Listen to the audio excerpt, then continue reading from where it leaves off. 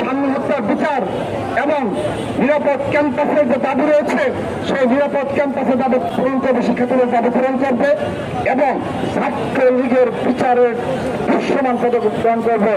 আমরা অচিরে আজকের এই কর্মসূচি ঘোষণা করছি, সামনে হত্যার বিচারের দাবিতে যেভাবে আমরা রাজপথে থাকবো, যেভাবে নিরাপদ ক্যাম্পাসের দাবিতে আমরা রাজপথে থাকবো, ঠিক একইভাবে পুরো ছাত্র দলের নেতা কর্মীরা বলতে চায় দ্রুততম সময়ে সারা বাংলাদেশে এই ছাত্রলীগের বিচারের দাবিতে আবারও মার্চ ফর জাস্টিস কর্মসূচি পালন করবো।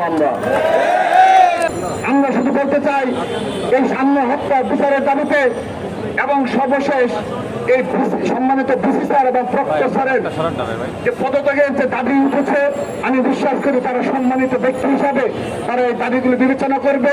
ছাত্রদল কোনো প্রেশার ক্রিয়েট করে কোনো দাবি আদায় করবে না। আপনারা লক্ষ্য করেছেন পারবে সপ্তম সামনে হত্যার পরও ছাত্র দলের নেতা কর্মীরা একজন খুনিকেও একটা গায়ে টাচ করে দেখিনি। আমরা মব জাস্টিসে বিশ্বাস করি না। আমরা মব কালচারের ছাত্রদল তৈরি যেন না হয়, আমরা যদি কোনো ছাত্রলীগ কিংবা দুশোতে গ্যাপ ধরতে পারি, আমরা সরাসরি পুলিশ প্রশাসনের নিকট তাকে সুপোর্ট করি। এটি ছাত্রদলের এই স্টাইলে চলছে।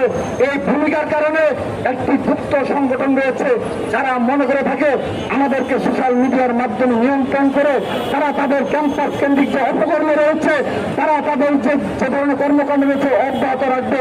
স্পষ্ট ভাষায় বলে দিতে চাই, অচিরেই দেখতে পারবেন এই ঢাকার রাষ্ট্র কার দখলে। ছাত্রদলের দখলে ছিল খুলনা সিনেমার আমলে, আগামীতেও এই ছাত্রদলের নেতৃত্বে বাংলাদেশের সকল গণতান্ত্রিক আন্দোলন সফল হবে ইনশাআল্লাহ। স্পষ্টভাবে বলতে চাই সবকিছু কমন হবে রাজপথে ইনশাআল্লাহ।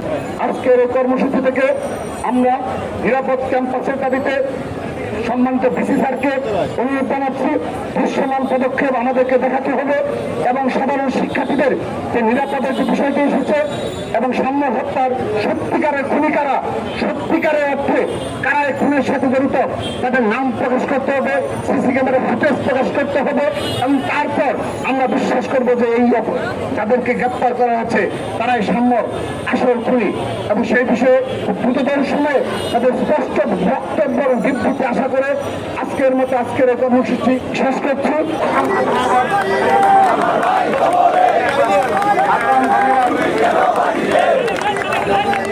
আমার ভাই কবরে খুনি কেন বাহিরে।